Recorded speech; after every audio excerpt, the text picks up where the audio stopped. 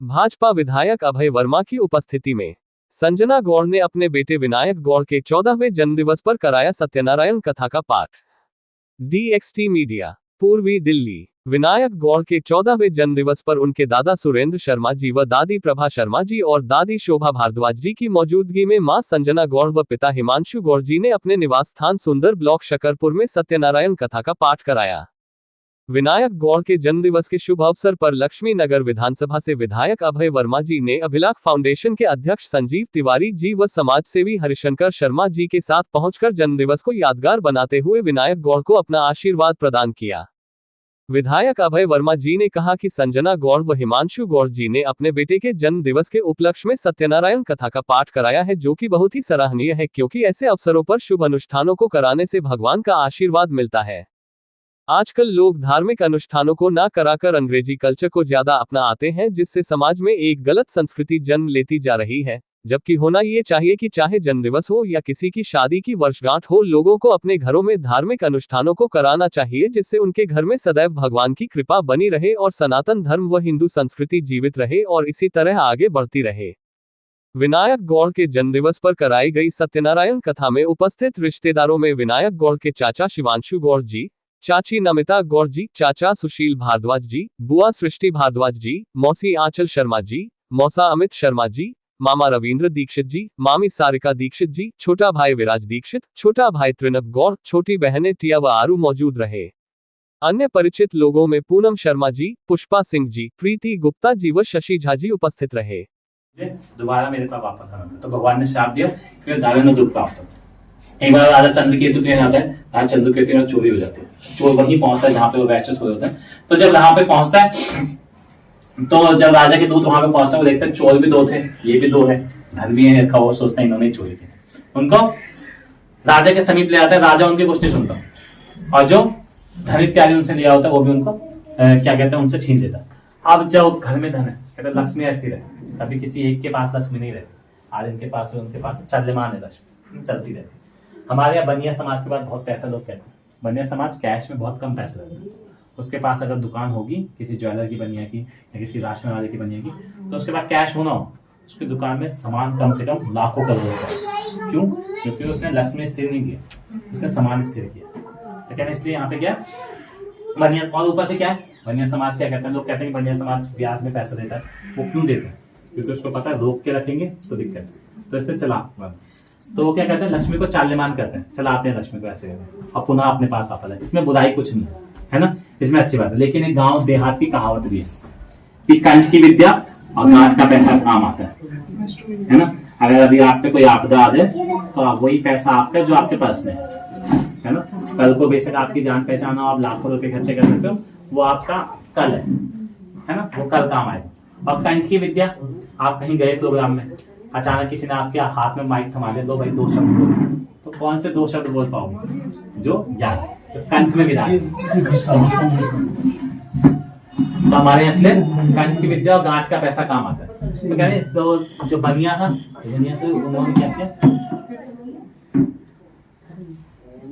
कंठ की विद्या और गांठ का पैसा काम आता है। तो कह रहे हैं इसलिए चलने के लिए जो घर में धन था कहते हैं वो भी खत्म हो गया। कह रहे एक बार घर में धन खत्म हो गया, एक बार उसकी बेटी जो है वो भिक्षा के लिए इधर उधर घूमने लगी। भिक्षा के लिए घूमते घूमते जब वो वहां पहुंची, अपने एक ब्राह्मण की कथा चल रही, कथा सुनने के बाद जब अपने घर वापस आए तो अपने माँ की पूरे कथा का वृतांत सुनाया। उसकी माँ ने कहा कि हमने भी कथा करनी, तो उन्होंने भगवान से प्रार्थना की, भगवान में कथा करनी चाहते, भगवान प्रसन्न हुए। उसने सत्यनारायण भगवान की कथा करी और भगवान से प्रार्थना की, मेरे पति और दामाद को छोड़ दिया, जो भी उनसे धन इत्यादि दिया गया वो भी उनको पुनः वापस किया जाए। भगवान प्रसन्न हुए, राजा चंद्रकेतु को स्वप्न में दिखाई, उन दोनों को छोड़ दिया। राजा चंद्रकेतु ने प्रातःकालीन सभा बुलाई और सभा के मध्य में सभी से कहा, पहले उनको मुख से प्रसन्न किया। दो तरह से प्रसन्न होता है, एक मुख से प्रसन्न होता है कि भाई उन्होंने मुख से प्रसन्न कैसे किया, राजा ने कहा मेरे से गलती हो गई, हमें नहीं पता था कि तुमने चोरी नहीं की, तुम्हारी गवाही देने खुद भगवान आए मेरे सपनों में, तो तुम इतने बड़े आदमी, पहले मुख से प्रसन्न कर दिया। तो उसके बाद धन इत्यादि भी उनसे लिया था, उनसे दुगना उनको प्राप्त किया ताकि वो पसंद रहे और भगवान मेरे को कोई नुकसान ना पहुंचाए। चंद्रकेतु तो सपने खुद भगवान आए। उसके बाद प्रसंग चलता है और पन्नों में भी, और पन्नों में कथा बोली जाती है। लेकिन उसके बाद कहीं भी जो डंडी है उसके राइटर है, उन्होंने कहीं भी उससे राजा से प फ प भ म नहीं बुलवाया। क्यों नहीं बुलवाया? क्योंकि उसको पता था कि कल को फ्यूचर में कोई मेरी किताब पढ़े और मेरे से पूछे कि जब उसका निचला होठ कट गया उसने पा फा बा भा माँ कैसे बोला, ये बोलने के लिए दोनों होते हैं। बच्चा पैदा होते ही पापा बोल सकता है, मम्मा बोल सकता है, पानी नहीं बोल सकता है लेकिन नहीं बोलता। क्यों नहीं बोलता? क्योंकि पानी बोलने के लिए दांत चाहिए और दांत जीभ में टच होना चाहिए, तब आदमी ना बोल सकता है, वरना ना कभी नहीं बोल सकता है ना। तो ये कब बोलेगा? जब दांत आने लग जाएंगे बच्चे, तब बच्चा ना शुद्ध उच्चारण करता है। तो हमारे यहाँ ये नियम है कि संस्कृत का राइटर कभी गलती नहीं है। ऐसे नहीं आज की किताबों के हिसाब से गूंगा भी बोलने लग गया है ना फिल्मों में, ऐसा नहीं होता हमारे यहाँ का कोई हिस्सा नहीं है तो वो हिस्सा किताब में कहीं यूज नहीं होगा, शब्दों के उच्चारण में भी वो यूज नहीं होगा। अगर कंठ में तालु नहीं है तो तालु से निकलने वाले कोई शब्द यूज नहीं होगा उस किताब में। ये संस्कृत है जो गलत चीजों को प्रमोट नहीं करती। तो विष्णु भगवान की सत्यनारायण भगवान चतुर्थ अध्याय कह रहे ब्राह्मण, क्षत्रिय, वैश्य, इन तीन की कथा हो चुकी है। तो पहले ब्राह्मण की कथा है काशी के, फिर क्षत्रिय की कथा है लकड़हारे के, फिर वैश्य की कथा है जो बागा कथा करना भूल रहा था। अब आएगी शूद्र की कथा। कह रहे एक बार एक राजा था, कह रहे प्रजापालन था। कह रहे एक बार राजा शिकार के लिए गया आखेट के लिए, आखेट के लिए वापस आके वो एक वट वृक्ष के नीचे बैठ गया। वट वृक्ष के देखा नीचे बैठा, उसने कहा गोपगण जो है, गोपगणों को यहाँ पे शूद्र कहा गया। क्यों? क्योंकि गोबर गाय गौ पालन पहले जमाने में वही करते थे, है ना। तो गौ पालन के लिए उन्होंने भगवान की बहुत सुंदर प्रतिमा बताई गोबर की, क्योंकि वो तो गोबर उनके लिए सब कुछ है। तो गोबर की भगवान की बहुत सुंदर प्रतिमा बनाई और पूजन करने लगे। तो राजा वहां नहीं गया, उसने कोई गोबर के भगवान होते हैं। अच्छा वैश्य शूद्र उनके पास प्रसाद लेके आया तो उसने प्रसाद लेने से भी मना कर दिया गोपगणों में।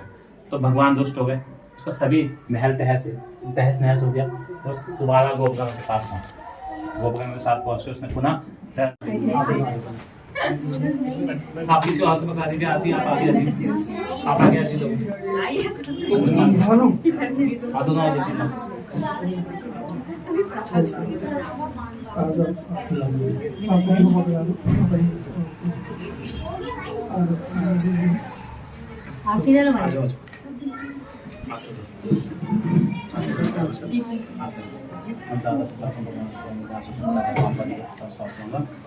पैसे खजाने में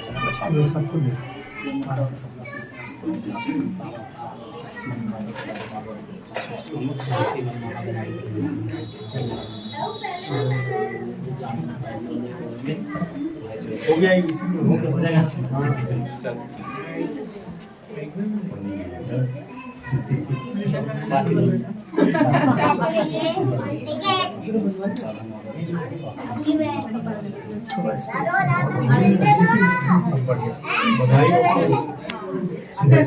आपका भी है क्या?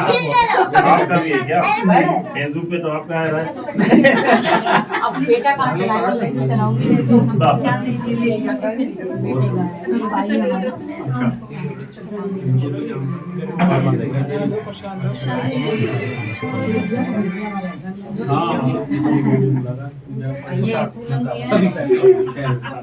कई दिन से प्लानिंग बन रहा है, आने का बन ही नहीं पा रहा है।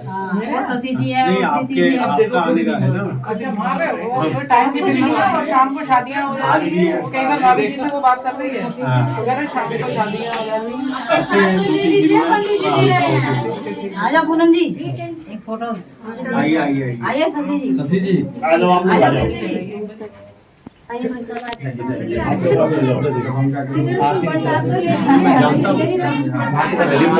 आप चला में रखा वहाँ पे रखिए, जगह बना रही है सस्ती जी को यहाँ पे।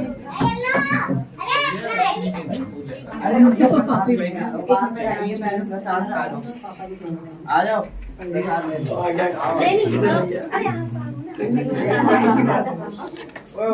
थोड़ा सा इधर हो गया भाई खेलो इंडल सॉल्यूशन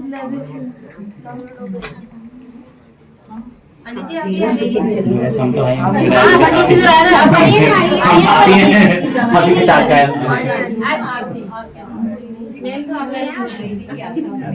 चलो जल्दी करो।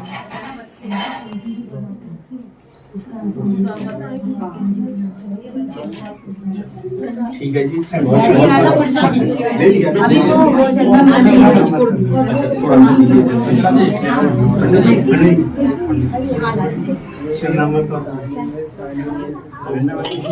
आ जाओ।